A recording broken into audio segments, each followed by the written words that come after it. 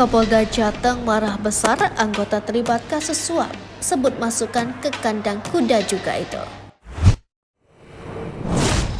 Kapolda Jawa Tengah Irjen Pol Ahmad Lutfi marah besar anggotanya terlibat kasus suap tes masuk Bintara Polri tahun 2022.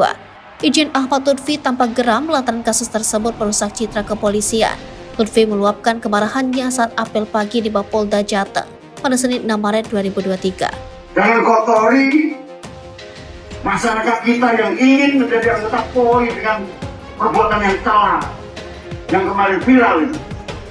Dan saya tidak akan pandang bulu.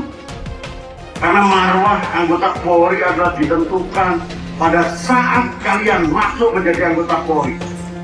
Kalau itu sudah kotor, maka barang tidak mungkin anggota Polri kita akan dikotori oleh manusia-manusia yang tidak bertanggung jawab. Kalau masih ada anggota Polri kita yang coba-coba nembak di atas kuda, tidak hanya kita hukum, disiplin maupun kode etik, masukkan ke kandang hukum. Jenderal Bintang 2 Polri itu tak segan untuk menindak tegas anggotanya yang terlibat, baik secara disiplin maupun kode etik.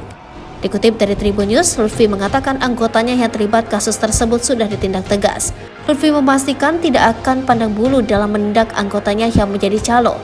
Ia berharap kasus tersebut menjadi pelajaran terakhir dalam proses rekrutmen Polri. Kapolda Jateng menuturkan pembenahan sistem dan pengawasan perlu dilakukan secara sungguh-sungguh.